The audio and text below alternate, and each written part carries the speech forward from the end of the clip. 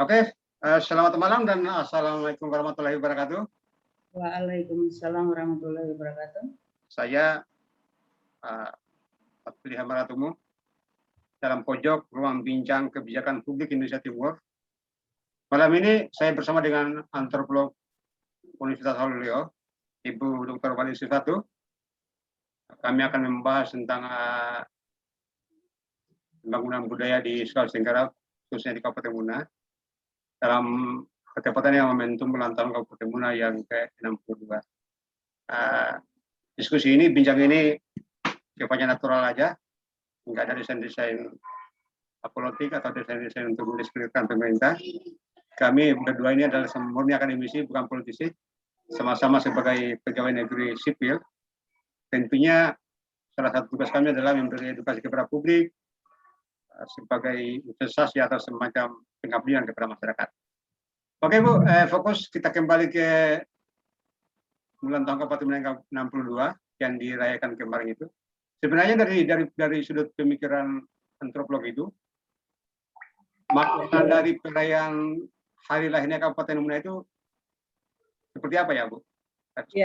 Silakan Bu. Silakan. Ya, terima kasih banyak. Makna dari ulang tahun ya. Siap. Ya, ulang tahun Kabupaten Muna. Cukup meriah tampaknya. Mereka menampilkan berbagai macam.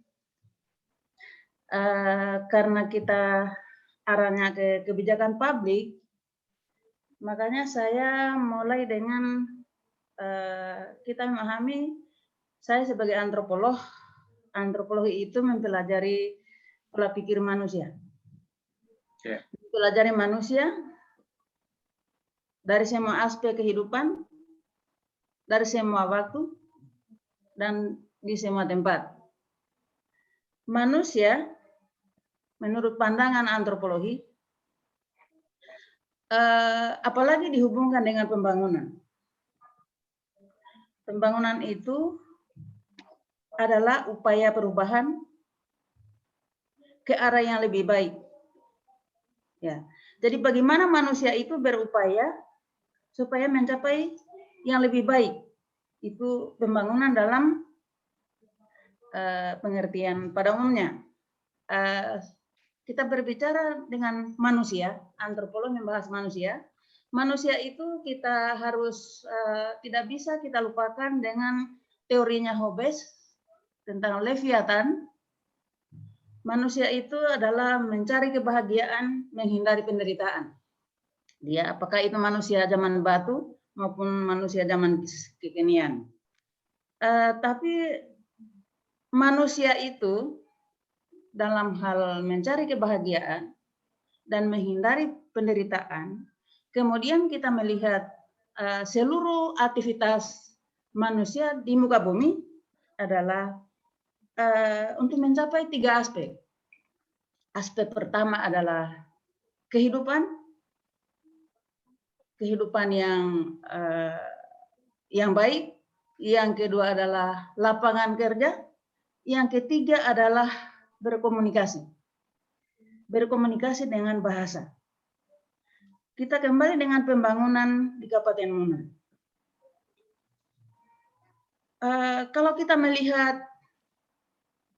Kalau kita berbicara pembangunan, kemudian pembangunan dalam hal ini ulang tahun kan melihat refleksi selama ini. Seperti apa saat ini? Kemudian akhirnya dirayakan, dikenang dan sebagainya. Sebenarnya kalau kita melihat daerah yang masalah kemajuan pembangunan di kabupaten di Sulawesi Tenggara, walaupun Muna itu adalah kabupaten yang tua, tetapi dari segi pembangunan sebenarnya ya terlalu ekstrim mungkin kalau kita bicara menyedihkan. Terlalu ekstrim. Jadi tapi kalau kita bicara jalan di tempat sebenarnya tidak juga. Ya, tapi apakah terseok-seok namanya atau apa? Jadi sebenarnya kalau kita membangun itu, kalau di dalam antropologi, sebagaimana penyebab lahirnya antropologi itu adalah dilahirkan oleh kaum penjajah. Antropologi itu digunakan untuk menjajah pada zaman sebelum kemerdekaan. Namun pada era kemerdekaan sudah tidak ada negara-negara tidak boleh lagi menjajah karena sudah ada hak asasi manusia. Jadi, tapi tidak berarti bahwa karena sudah tidak ada penjajahan, bahwa kita sudah tidak dijajah. Kita yang menjajah ini kan bangsa Amerika dan Eropa. Pada saat negara-negara sudah merdeka, sudah ada PBB, Presiden Amerika Serikat mengumpulkan antropologi Amerika, dan yang dijadikan juru bicara oleh para antropolog pada saat itu adalah ahli Indonesia adalah Clifford Geertz. Kenapa bukan ahli Afrika, bukan ahli Amerika, tetapi ahli Indonesia? Alasan para antropolog pada saat itu adalah ahli Indonesia harus dijadikan juru bicara karena kalau menguasai Indonesia bisa menguasai dunia. Oleh sebab itu juru bicaranya adalah Clifford Geertz. Jadi Clifford Geertz pada saat itu ketika menjawab pertanyaan presiden, karena Presiden Amerika pada saat itu masih mau menggunakan antropologi ini, ilmu antropologi ini untuk menjajah dalam bentuk lain. Clifford Geertz menjawab bahwa masih bisa digunakan untuk menjajah. Antropologi atau ilmu antropologi masih bisa digunakan untuk menjajah. Presiden Amerika bertanya caranya seperti apa? Clifford Geertz menjawab, kita harus pelajari negara-negara yang sudah merdeka, kemudian kita memberikan bantuan sebanyak-banyaknya. Kalau dia sudah lupa apa yang dia miliki, maka bantuan itu kita tarik. Ketika bantuan itu kita sudah tarik, maka kita akan dicari biar kita jual mahal, pasti dia beli. Kenapa? Karena apa yang dia miliki dia sudah lupa, yang dia tahu hanya bantuan dari kita. Clifford Geertz menambahkan untuk Indonesia tidak usah dipelajari. Dari Presiden Amerika bertanya, bagaimana caranya mengetahui apa yang dibutuhkan oleh negara-negara yang baru merdeka itu? Clifford Geertz menjawab bahwa harus dikirim para antropolog untuk mempelajari negara-negara yang baru merdeka supaya diberi perlakuan, diberi bantuan. Presiden bertanya kembali, digaji berapa? Kalau misalnya antropolog disuruh masuk ke negara-negara yang baru merdeka untuk mengetahui kira-kira diberi bantuan apa. Clifford Geertz menjawab bahwa 2 kali gaji presiden. Presiden pada saat itu menerima. Yang penting ilmu antropologi ini masih bisa digunakan untuk menjajah. Clifford Geertz menambahkan bahwa kalau untuk Indonesia tidak usah lagi dipelajari karena saya sudah pegang. Indonesia itu senang diberi bantuan, senang dipuji, dan dia malas juga bekerja. Oleh sebab itu, jangan heran kalau sekarang ini garam pun kita impor. Ya, penyebab dari itu semua. Ini keberhasilan Clifford Geertz mengungkap. Itu contoh Amerika menggunakan antropologi. Sekarang saya beri contoh Jepang. Jepang pada tahun 60-an dia ingin membangun pabrik mobil untuk dijual ke seluruh negara di dunia, tetapi harus sesuai dengan budayanya. Yang dikirim ke Indonesia adalah antropolog perempuan, dan antropolog itu hanya mempelajari Jawa. Laporannya si antropolog ini kepada pemerintah Jepang setelah kembali adalah orang Indonesia harus dibuatkan mobil yang besar. Karena orang Indonesia itu prinsipnya adalah makan tidak makan, yang penting kumpul. Oleh sebab itu kalau buat mobil harus buatkan yang besar. Bisa muat ayah ibu, anak-anak, pembantu, nenek kakek, tante. Makanya Indonesia dibuatkan mobil kijang. Jadi kijang itu hanya di Indonesia, di luar negeri tidak ada mobil kijang. Dibuat khusus untuk orang Indonesia, supaya bisa muat banyak orang. Ketika pertama dibuat kijang itu, pintunya hanya 3. Pintunya hanya 3, tidak booming. Setelah dibawa ke Indonesia, mobil kijang itu tidak booming. Dipanggil kembali si antropolog ini. Mungkin dianggap bahwa kesimpulan dia salah. Si antropolog ini jawab, saya tidak mau menjawab apakah kesimpulan saya salah, tapi saya mau ke pabrik. Setelah dia tiba di pabrik, dia sampaikan kepada, dia periksa mobil, padahal memang pintunya hanya 3. Oh, katanya pintunya harus banyak. Karena orang Indonesia itu bukan tidak makan yang penting kumpul, tetapi juga malas bergerak, malas. Jadi harus dibuat mobil itu tidak usah bergerak banyak, tapi sudah bisa masuk dalam mobil. Makanya disiapkan pintu sebanyak-banyaknya. Nah, jadi sekarang pintu mobil kijang itu kayaknya 5. Ya, oke, mungkin Bu, kita fokus ke ulasan Ibu itu tentang misalnya pembangunan budaya Muna tadi. Ya. Gimana, Bu? Kembali ke Muna, kita harus pikir, kita harus lihat sekarang ini. Kalau kita lihat, saya biasa naik ferry dari Torobulu ke Raha, itu ada mobil dari Bombana muat pisang, dia jual di Muna. Ada juga yang muat pepaya, dijual di Muna.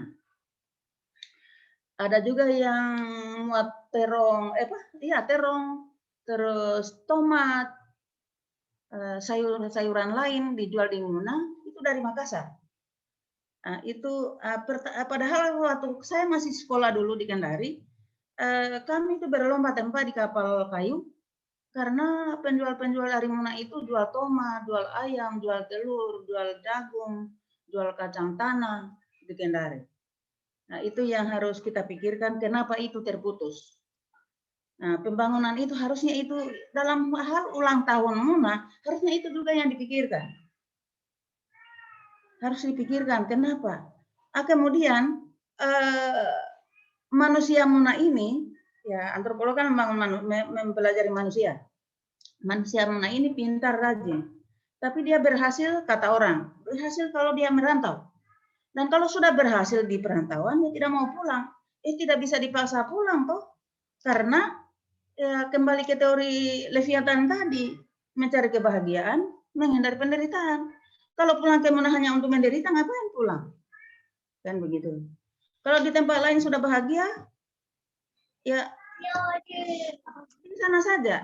Oleh sebab itu. Ya benar, Bu. Jadi mungkin kita bisa benchmarking dengan manusia atau bangsa Yahudi dia ketika Perang Dunia II dia karena kejaman Hitler dia keliling dunia dan diaspora dengan tingkat pendidikan yang tinggi sehingga mereka balik dan menjadi Israel yang begitu maju. Artinya mereka happy ketika berada di negaranya, dan kita tahu bersama bahwa memang negara Israel itu salah satu negara yang memiliki kualitas sumber daya alam yang tinggi begitu.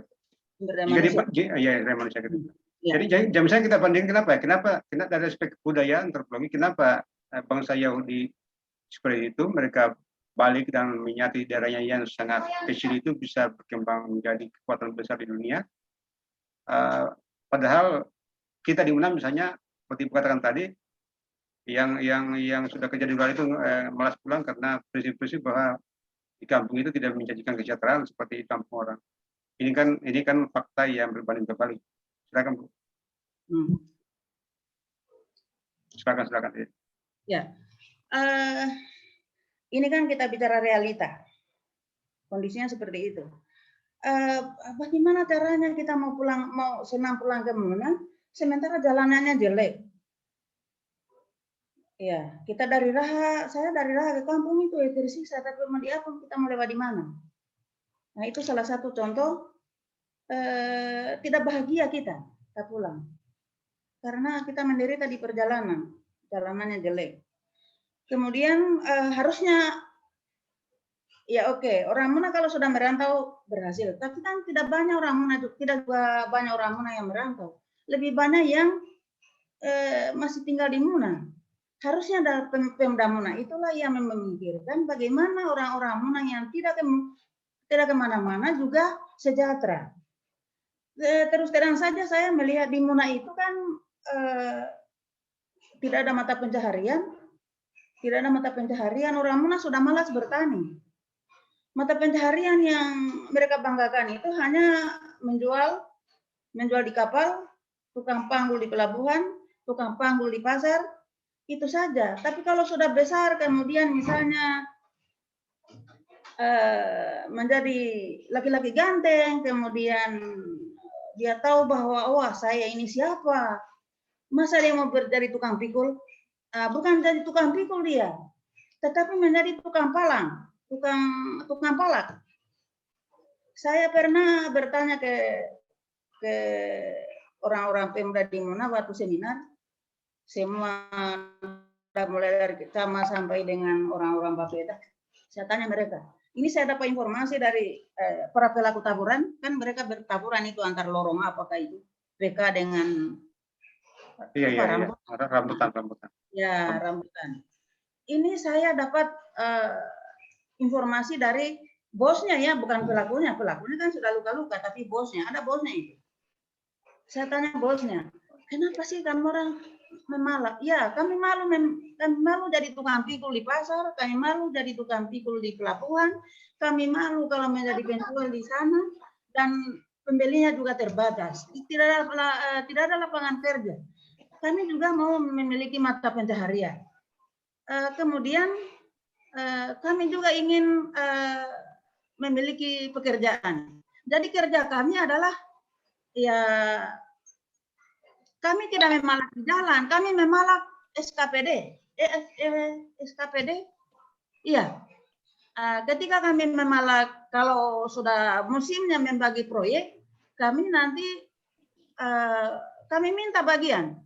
Jadi kami diberikan kami misalnya membuat deker ini atau membuat bangunan mana, ya kan pinjam CV-nya orang. Saya tanya, apakah betul ini para kepala SKPD pernah dipalak oleh para ya orang-orang itu? Mereka bilang betul. Saya bilang itu harus dipikirkan bagaimana caranya itu supaya mereka tidak menjadi tukang palak. Ya. Jadi Bu, mungkin satu pernyataan kenapa kasus tadi, kenapa kita orang Muna banyak berpendidikan, lebih memiliki luar. Ketika misalnya kita berbandingkan misalnya bangsa Yahudi, mereka justru ke diaspora lalu kembali ke penegrian menjadi satu bangsa yang kuat, walaupun misalnya daerahnya sangat kecil ya. Kenapa orang Muna begitu ya? Dia mempunyai sumber daya manusia yang full, tapi dia lebih suka ke daerah orang daripada ketimbang balik ke kampungnya. Ya, terima kasih. Itu pertanyaan yang paling bagus. Sebenarnya persatuannya yang kurang pada orang Muna, Pak. Kalau bangsa Yahudi itu berada di negara yang berbeda tapi dia bersatu. Ada yang di Eropa, ada yang di Amerika, tapi mereka bersatu, Pak. Kalau kita orang Muna tidak bersatu. Sulit sekali bersatu karena semua menganggap diri hebat. Oke. Nah, itu sebenarnya itu yang harus dicari. Bagaimana caranya supaya kita bersatu? Saya suka dengan diskusi kemarin di Jatimuna dari Zakaria. Dia tunjukkan bahwa dia buka kebun, kemudian dia latih anak-anak di situ. Saya suka. Itu adalah mungkin mudah-mudahan bisa menjadi bibit persatuan, bisa menjadi awal dari membangun habitus yang bekerja keras. Orang Muna ini kan punya semboyan. Suka marah-marasai, koneo marasai. Sekarang kan sudah tidak diajarkan. Mudah-mudahan di Zakaria ini suka marah-marasai itu ada di sana. Berkebun itu kan capek. Mudah-mudahan suka marah-marasai ada di sana. Yang jadi masalah di sini adalah bagaimana kita bersatu membangun pertanian. Memang Muna itu hanya kita basisnya pertanian. Supaya kita tidak impor beras, tidak impor jagung, tidak impor sayur, tidak impor daging, dan sebagainya. Oke Bu, berikutnya budaya kita tentang nilai tata nilai ekspektasi dan seterusnya. Apakah sebagai Interblok, apakah Ibu memandang sebagai modal dasar pembangunan yang besar untuk kekuatan pembangunan kita, atau justru menjadi variabel yang kayak kelemahan pembangunan daerah kita, budaya yang dimulai tentang tata nilainya, ekspektasinya, nilai kehidupannya. Ibu sebagai Interblok UHO yang sangat dekat dengan mungkin juga basis risetnya di Muna, dapat memberikan kesimpulan bahwa budaya Muna itu saat ini bakal menjadi kelemahan pembangunan daerah. Silakan, ataukah dalam kategori sebagai kekuatan pembangunan daerah. Jadi ini kita tidak ngomong tentang siapa hari ini bupati atau siapa pemimpin daerah, tapi kita ngomong tentang sistem dan menyeluruh. Dan ini kajiannya adalah kajian sistemik, bukan kajian yang sifatnya untuk mendiskreditkan penguasa hari ini. Silakan Bu. Ya, budaya itu kan harusnya jadi modal pembangunan. Budaya Muna rajin, jujur. Yang paling yang paling dipercaya pembantu rumah tangga di Sulawesi Tenggara ini adalah orang Muna. Paling dipercaya. Tidak, saya punya mahasiswa yang meneliti tentang penjual ikan, orang Muna yang ina-ina, ternyata bukan hanya menjual ikan, tetapi dia punya langganan kepada dokter, kepada perumahan-perumahan dosen ini, orang-orang besar. Mereka percaya kepada penjual ikan orang Muna itu membuka dapurnya untuk memasak ikan yang dibeli. Dan dia yang pilihkan ikan itu. Jadi kebudayaan Muna ini sebenarnya itu bisa jadi modal pembangunan kalau itu dikelola dengan baik. Yang susah sekarang ini adalah kita tidak bersatu dan habitus-habitus yang baik itu kita tidak sosialisasikan lagi kepada generasi berikutnya, kepada generasi muda. Itu yang harus kita pikirkan sebenarnya. Bagaimana habitus marasai, koneo marasai itu dihidupkan kembali, kemudian kerja keras pada orang Muna itu ada, kejujuran ada. Hanya kita hambatannya di situ, tidak bersatu. Ya jadi kalau ada pepatah dulu, nutoro hakamieno apa? No barakatiwiteno nutoro hakamieno. Ya, Oke. Lagi-lagi Ibu menengah-tengahkan suatu fenomena kekuatan kita, ya trust ya, kepercayaan, dan memang salah satu modal utama bisnis kan atau dagang itu adalah trust kan, kepercayaan. Rasulullah kita Sallallahu Alaihi Wasallam itu gelar pertama adalah bukan nabi tetapi orang yang dapat dipercaya ketika dia berdagang. Jadi sebenarnya ternyata kita punya modal itu, dan memang berpengaruh Bu. Ini dari Jakarta ini ketemu dengan jenderal-jenderal itu yang pernah alat tinggalnya orang Muna, dia justru minta sama saya, tolong Pak, lihat carikan saya anak tinggal orang Muna. Dan ternyata memang pengakuan itu bukan cuma dari Ibu, saya banyak mendengar. Kita punya kejujuran ya, kita punya trust tentang itu. Tapi lagi-lagi kenapa kita itu bukan sebagai modal pembangunan kita sebenarnya. Justru kita orang Melayu itu banyak yang jual ikan di Kendari dan lain sebagainya. Kenapa? Sebenarnya dari lagi-lagi singkat dari pendekatan Interblok. Silakan Bu. Ya, jadi di Muna itu tidak lapangan kerja, akhirnya orang Muna itu menyeberang ke Kendari penuh kapal, karena di Kendari itu mereka anggap sebagai kebunnya. Dia datang menjadi tukang batu, menjadi tukang jual ikan, menjadi naik mobil, menjadi tukang panggul, dan sebagainya. Kalau sudah punya uang, dia kembali lagi ke Muna. Oleh sebab itu kapal itu jangan heran, penuh, dan seterusnya. Karena mereka punya kebun di Kendari. Mereka punya kebun di bau-bau. Mereka jadi tukang panggul, jadi buruh kasar. Kalau sudah buruh kasar begini, berarti pekerja keras sebenarnya. Tinggal dikelola, dan bagaimana kita yang merantau ini, kita pikirkan itu, kita bersatu, dan kita kelola mereka itu. Jadi simpulnya kita memiliki kebudayaan yang luhur sebenarnya, ya. Tetapi kita cuma mismanagement ya, kita tidak bisa mengelola yang baik. Ya. Struktur dan infrastruktur politik kita tidak membenahi itu dengan baik sebagai resources kita untuk kita menjadi daerah yang maju. Oke Bu, saya kira sepakat itu. Ternyata tata nilai kita, values dan ekspektasi kita itu sebenarnya baik. Cuman mismanagement. Saya tambahkan. Silakan. Ya, saya tambahkan Pak. Mungkin melalui Jatimuna ini juga harus dipikirkan bagaimana budaya kita yang baik itu kita hidupkan di sekolah, kita jadikan muatan lokal. Ya, oke Bu, kembali ke ulang tahun Kabupaten Muna, dan salah satu tujuan kita merayakan tentunya adalah refleksi sampai di mana visi kendaraan kita ketika kita bentuk Kabupaten Muna, tentunya kan punya visi tujuan-tujuan luhur kita sebenarnya. Tadi sampai pada saat ini kita harus mengatakan yang jujur, lagi-lagi ini untuk bukan mendestrukkan pemerintah, tapi kita ngomong tentang Muna sebagai identitas etis kita, dan siapapun kita, dimanapun kita berada adalah Muna adalah tanggung jawab kita, karena kita adalah objek dan subjek pembangunan daerah, dimanapun kita berada. Itu pemahaman saya. Tentang semalam saya diskusi juga dengan teman-teman aktivis di Jakarta ini. Dia adalah orang dari Sulawesi Tenggara. Dia mengatakan bahwa Muna itu memang faktanya hari ini adalah tertinggal. Saya jawab begini, kenapa Muna tertinggal dari pendekatan antropologi dan geopolitik atau geografi? Karena Muna itu dia basisnya adalah kerajaan berbasis pertanian, agraris. Beda dengan Buton yang berbasis maritim atau bau-bau. Ya, secara sosiologis antropologis bahwa daerah-daerah yang memang berbasis agraris itu agak lamban maju dibandingkan dengan daerah pelayaran ya, maritim yang terbuka dari pengaruh luar.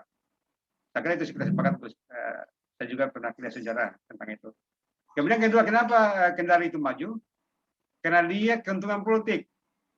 Karena dia ditetapkan sebagai ibu kota provinsi, tentu income dari pusat, anggaran PB dari pusat itu lebih besar mereka, sehingga memiliki resonansi terhadap daerah sekitarnya, pakat kopi, Kolaka, dan seterusnya ya. Itu kita bisa terima seperti itu. Jadi memang kita secara pendekatan antropologi dan geografis itu dan pendekatan politik, kita adalah daerah yang berbasis agraris. Itu dari pendekatan. Tapi Allah memberi kita tentang kualitas manusia yang cerdas. Sehingga orang mengatakan durhaka. Artinya kita indikatornya adalah parameternya apa? Parameternya apa benar suku Muna itu adalah suku tercerdas Sulawesi Tenggara? Saya mengatakan bahwa orang pertama yang mendapat penghargaan dari pusat sebagai putra mahkota, namanya putra bintang Mahaputra adalah orang Muna Lolida. Itu fakta. Kemudian rektor hari ini, ya beberapa periode itu orang Muna. Itu fakta. Karena itu adalah simbolitas perguruan tinggi terbesar di Sulawesi Tenggara. Saya katakan seperti itu. Jadi dari pandangan antropologi, apakah di kedepannya Muna ini akan maju seperti daerah lain? Ya, berapa tahun dari perspektif antropologi? Apakah 2 generasi atau 1 generasi dengan memaksimalkan potensi sumber daya manusia kita itu yang luar biasa sebenarnya? Apakah memang karena faktor kita harus sirkulasi manusianya, generasi A dan generasi 1, 2, 3, atau harus ada figur pemimpin yang benar-benar dia berbasis akademisi, walaupun sebenarnya hari ini nggak mungkin ya, karena politik uang ini luar biasa menggerogoti politik lokal dan nasional. Silakan Bu. Iya, saya percaya Pak. Saya yakin generasi ke depan bisa memajukan Muna. Kalau kita mulai dari sekarang, Saya beri contoh misalnya Thailand. Thailand kan daerah pertanian, tapi dia maju. Ya. Thailand dia maju. Perguruan tinggi di Thailand itu bahkan menyewa orang-orang yang ahli pertanian dari mana-mana, kemudian dan mereka membangun itu konsisten. Kalau misalnya kan sebenarnya Thailand itu ingin menjadi negara industri yang ketiga di Asia. Setelah pertama Jepang, kedua Korea, ketiga inginnya Thailand. Tapi setelah melihat kondisi sumber daya alam dan sebagainya, akhirnya Thailand itu balik haluan kembali memajukan pertanian dengan kebijakan misalnya semua kepala keluarga harus punya kebun, semua kepala keluarga harus punya ternak, semua kepala keluarga harus punya empang. Nah, itulah yang dibangun setiap keluarga. Jadi kata kuncinya adalah faktor kepemimpinan dan haluan politik yang dilupa atau gimana, Bu? Thailand itu kan dia negara kerajaan ya. Mungkin ada agak beda dengan kerangka politik kita di daerah atau di nasional kita. Silakan, Bu. Tapi ya maksud saya kalau misalnya juga kita membangun, kita konsisten juga, kenapa tidak? Kita konsisten juga, misalnya. Kita sudah tahu kelemahan potensi kita di pertanian dan perikanan. Kenapa bukan itu yang kita pertanian, perikanan, kemudian peternakan kita potensi. Tapi kenapa itu tidak menjadi tumpuan atau dasar kita membangun untuk kemajuan kemajuan daerah kita di mana?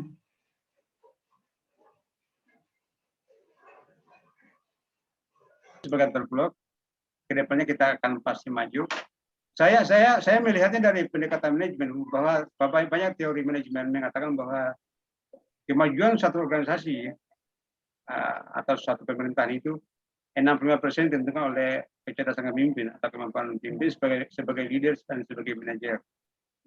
Apakah Ibu juga sepakat tentang itu bahwa dari segi pendekatan terblok bahwa pengaruh kepemimpinan apalagi kita berbasis faktor linear itu akan sangat dominan ya, 60% bisa merubah. Ya, sepakat Pak.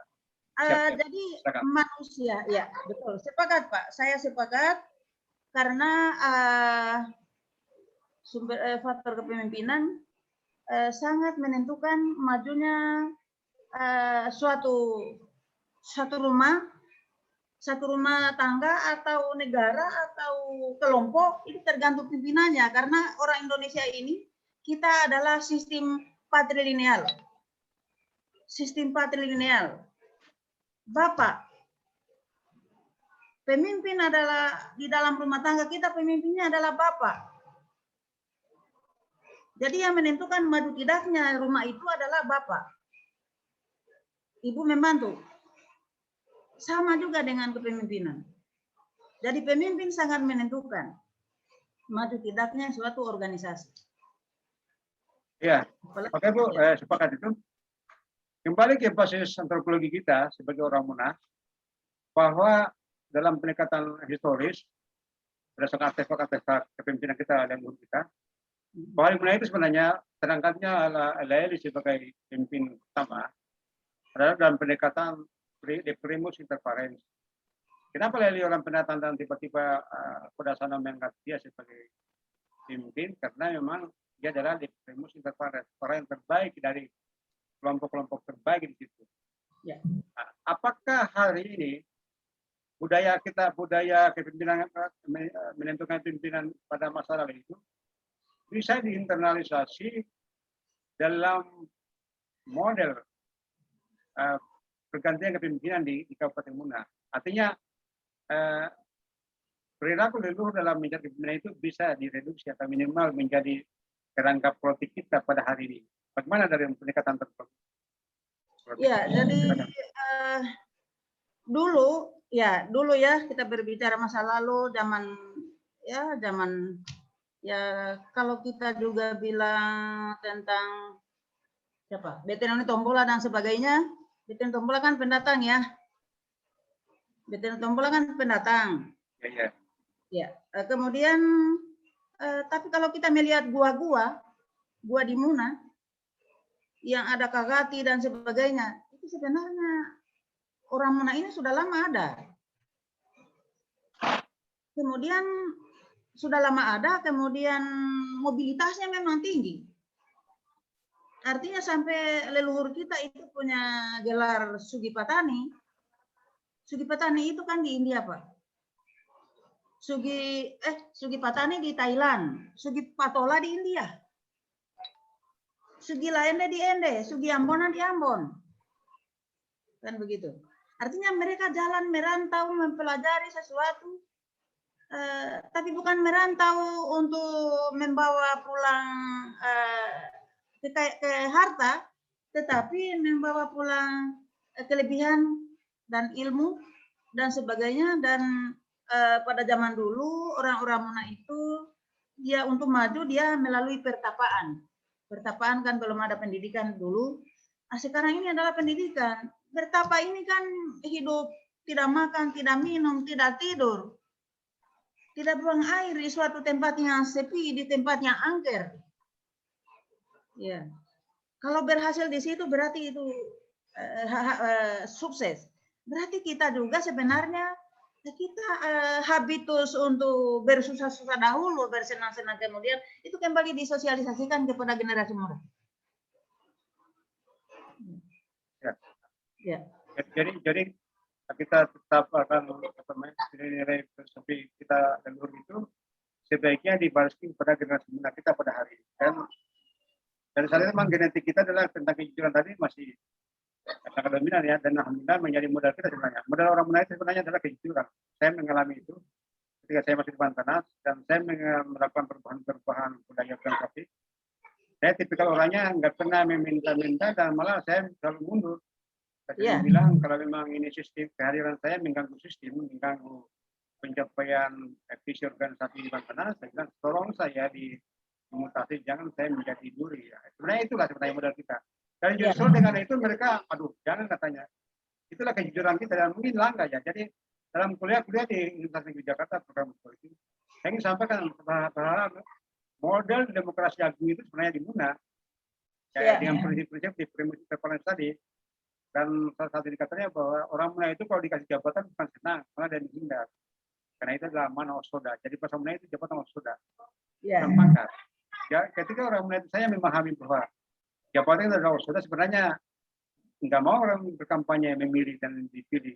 Karena memang dia natural orang-orang Muna dan mereduksi menginternalisasi nilai-nilai leluhur itu sampai hari ini pasti dia berkata begitu. Saya sendiri di kantor bukan orang yang suka seperti ini, saya justru menghindar.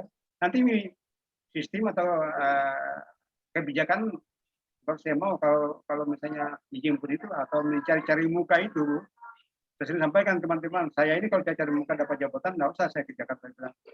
Saya sarankan mereka nggak usah cari jabatan. Kita kerja aja nanti pekerjaan kita itu yang bisa dari kita reward pada kita. Dan alhamdulillah ya mudah-mudahan ini saya kira modal ini lah sehingga orang Muna itu banyak yang cerdas, banyak menjadi pemimpin dari negara lain. Cuman lagi-lagi secara antropologi politik kita tidak bisa menyatu. Apakah memang kita bisa menyatu ini karena kita cerdas? Artinya jika sekelompok orang cerdas dan dia menyatu satu kelompok itu akan terjadi diskusi lama untuk pengambilan satu kebijakan. Dan lagi-lagi jadi kita diskusi lama pasti alot. Sehingga ada yang berbahasa kata ini. Kalau seandainya ada orang Muna panitia AB untuk PKI, mungkin sampai hari ini Indonesia belum merdeka. Karena kita terlalu banyak berretorika dan berdialog. Apakah ini memang karena kecerdasan? Menurut saya itu karena kecerdasan. Jadi kecerdasan yang lahir yaitu berpunca sekolah, dia pintar memang, sehingga disatukan mungkin agak susah. Ya bagaimana Bu, dari pandangan antropologi tentang penyataan? Ya. Jadi kalau dalam teorinya Foucault tentang kekuasaan sebagai kapasitas individu, orang-orang pintar itu pasti mobilitasnya tinggi, dinamis, dan itu tidak bisa dilepas. Tidak bisa dilepas maksudnya pemimpin itu tidak boleh jauh. Tidak boleh jauh, itu harus semua. Jadi yang malas harus didekati, yang pintar harus didekati, yang jahat harus didekati. Itu dalam teori kekuasaan Foucault sebagai kapasitas individu. Pemimpin harus paham itu.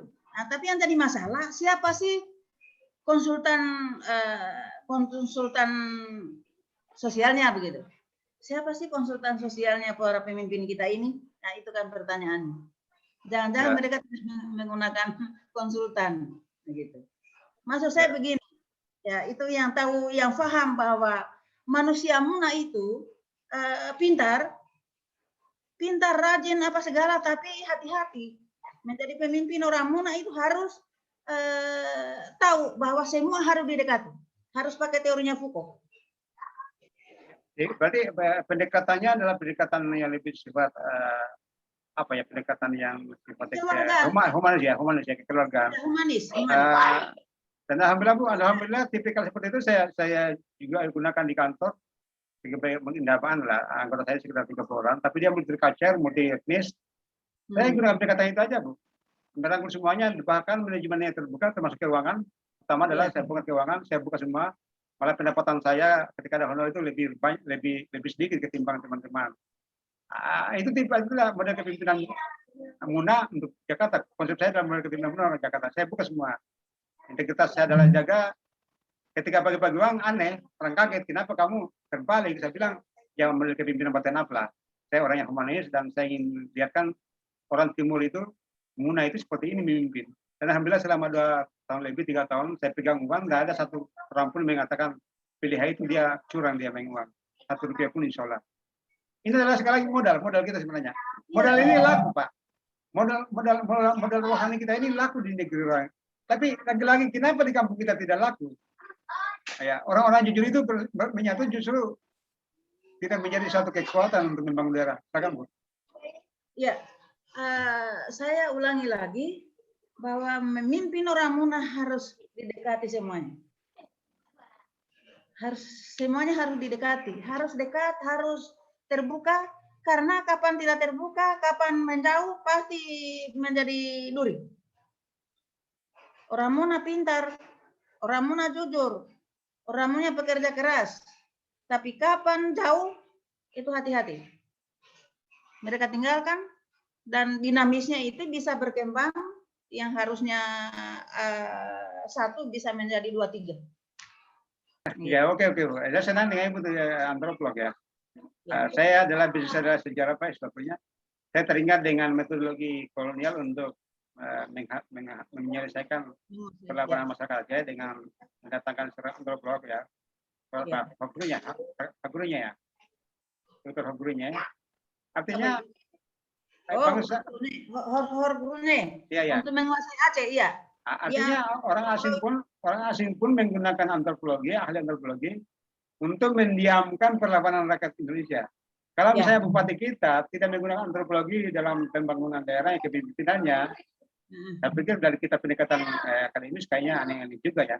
Apalagi memahami tentang orang Indonesia itu, memahami orang Muna itu sebenarnya harus memang ada konsultan sosial begitu untuk mengarahkan ketika misalnya penataan birokrasi tentang reward and punishment, tentang demosi dan promosi sebenarnya pendekatannya seperti apa. Saya ingat Pak Riban, omnya Pak Bupati hari ini, dia ketika memutasi seorang itu, ini ya pelengkapannya, dia tanya dulu bendahara berapa gajinya dia, dengan berapa gajinya, berapa yang kuliah anaknya. Tapi kan ini adalah pola pendekatan yang sangat humanis. Ya, sangat humanis dan mudah-mudahan ditiru. Mudah-mudahan diskusi kita malam ini yang menurut saya sangat berkualitas. Ya, gimana yang tidak berkualitas kalau satunya adalah antropolog dari Universitas Indonesia, dan cuma satunya mungkin tidak agak bodoh lah. Tapi kalau ini kalau mudah-mudahan pemerintah hari ini bisa mendengar ini dan mungkin menjadi referensi atau preferensi dengan kebijakan. Karena kami ini ngomong untuk daerah, tidak ada pekerjaan apa-apa, sama-sama murni akademisi, dan Ibu Watu adalah corongnya Kabupaten Muna di Halu, dan saya setiap hari tentang ketahanan nasional dan tentang ketahanan Muna. Ya, itu mungkin Bu ya. Jadi ada model kolonial saja, orang kafir saja menggunakan antropolog untuk mendiamkan kita. Apalagi kita sesama orang Muna. Mengapa tidak menggunakan antropolog untuk menata birokrasi yang sangat kadang-kadang juga ya banyak manuver. Silakan Bu. Mereka belum tahu, Pak. Mereka belum tahu. Mudah-mudahan melalui Pak Dr. Lapiliha ini bisa mengingatkan kepada mereka supaya menggunakan antropolog yang benar, tapi bukan antropolog, bukan KW, Pak ya, bukan KW. Karena juga antropolog KW.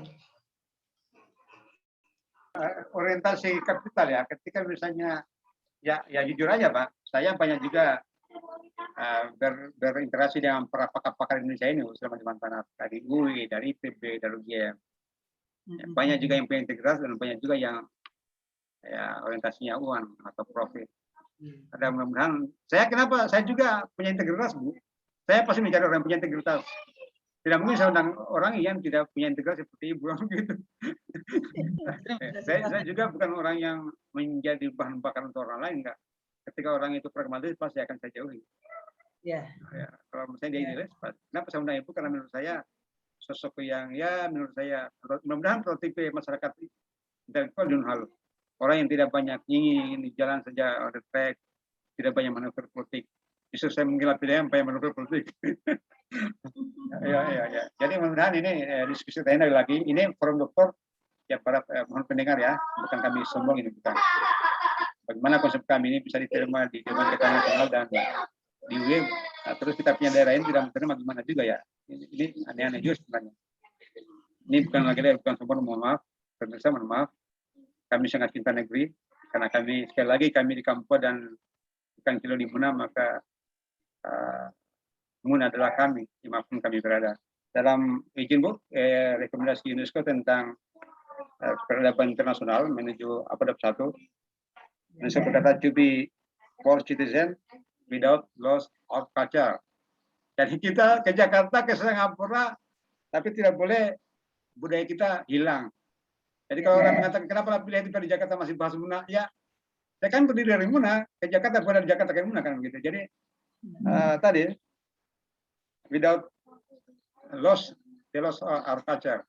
Tidak boleh budaya kita. Gimana? Saya di kantor mau pakai begini Bu. Jurnal-jurnal itu pakai pati, saya nggak tahu, yang pusing. Saya bilang orang Muna, saya harus pakai ini dua Bu. Betul. Dan mereka kagum Bu, kagum mereka. Kenapa? Karena yang model seperti itu yang saya pakai itu memang sangat natural. Banyak sekarang produknya Muna yang beginian, tapi banyak variasi. Justru itu menurut saya itu tawar, karena banyak daerah lain yang seperti itu modifikasi. Misal Minangkabau, teman-teman pimpinan saya pun banyak Minangkabau ada macam-macam lah. Mereka juga bawa, tapi cuma pilihan dipuji. Apalagi satunya itu Bu, yang satunya yang memang model-model lama itu yang warnanya nggak banyak dia. Malah mereka minta gimana itu pilihan ini mahal Pak.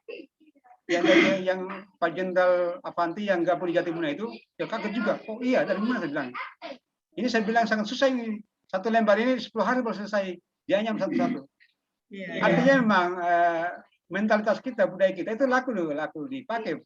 Dan mereka, anak tinggal pun di Jakarta tanya, mana orang mana, tolong bawakan saya anak tinggal. Dia kata yang jujur. Jadi memang kejujuran kita ada, terus kita bagus, kecerdasan kita tidak kalah juga sebenarnya kecerdasan kita. Karena mungkin makan ikan yang segar-segar di kampung.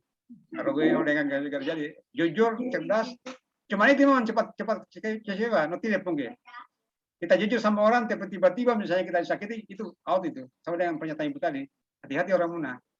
Baik dia sopan, tapi ketika disakiti, nanti dia penggono, ya dia pusing jabatan, dia pusing kekayaan, dia akan pergi meninggalkan Anda. Silakan. Silakan.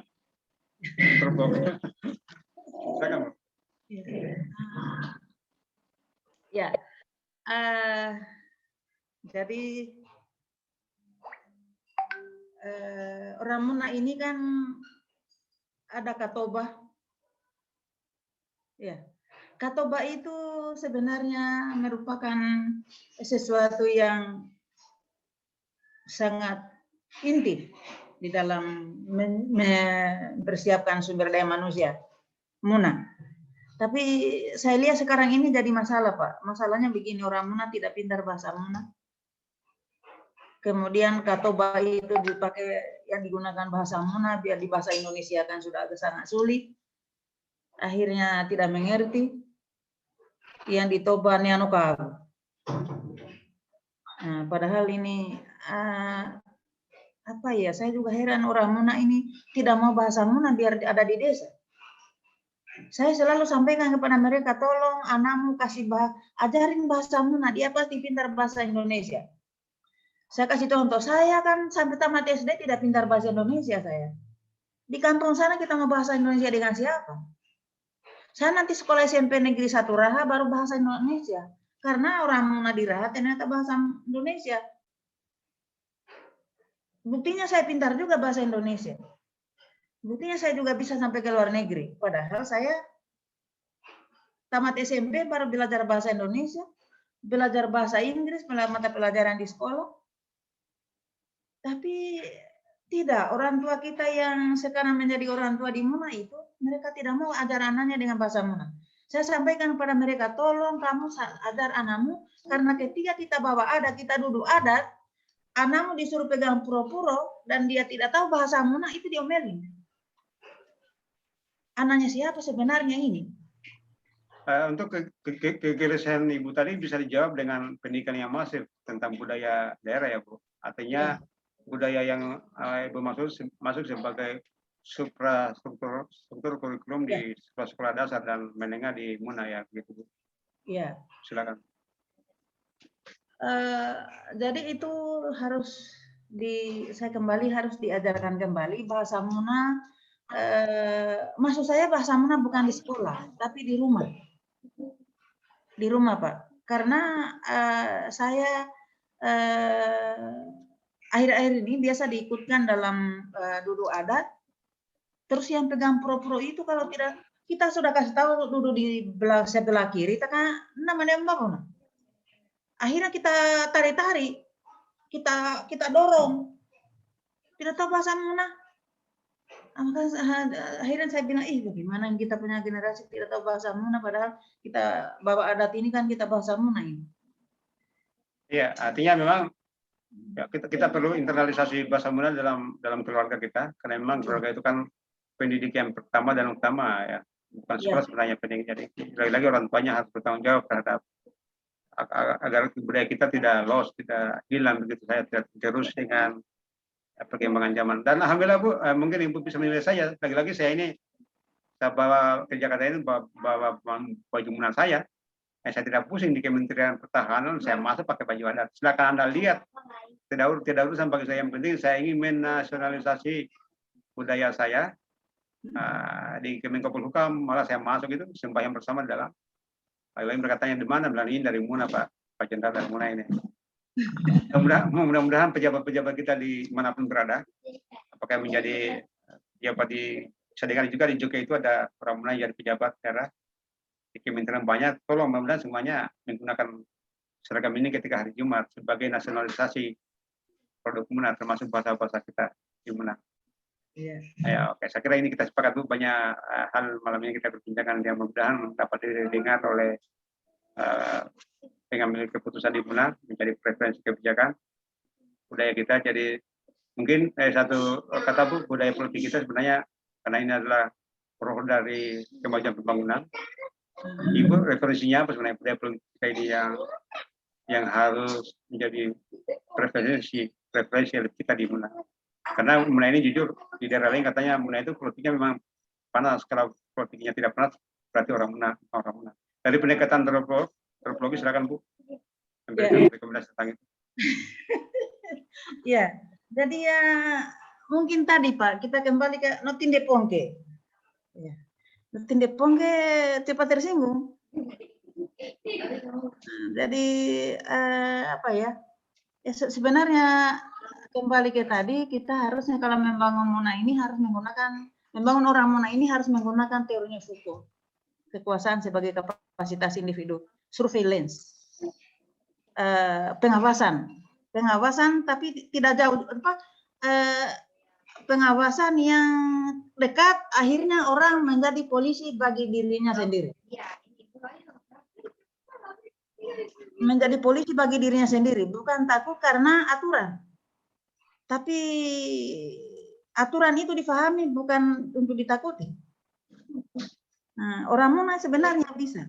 Yang jadi masalah itu yang tadi, yang harusnya pemimpin kita itu saya ulangi harus menggunakan, memimpin Muna orang Muna harus menggunakan teorinya kekuasaannya itu sebagai kapasitas individu. Karena semua orang Muna itu cerdas, pintar, dinamis, mobilitasnya tinggi, jadi tidak boleh dijauhi, harus dekat. Ya, itu sepakat Bu, sepakat. Tapi ada makna teknologi ini saya yang juga distorsi. Referensi saya sebenarnya Bambang Toba, pengusaha atau pengusaha ya. Jadi saya itu di kantor ketika misalnya pimpinan saya itu adalah usianya lebih tua dari saya, dia ngomong apapun saya tidak peduli karena dia sanggap kakak saya. Poin tahu sebagai kakak. Ya, Bambang Toba sih. Saya jujur lah ya, laku di pusat ini saya gunakan itu. Cuman kita kadang juga orang Muna ini naik pandai amai poyai usaha.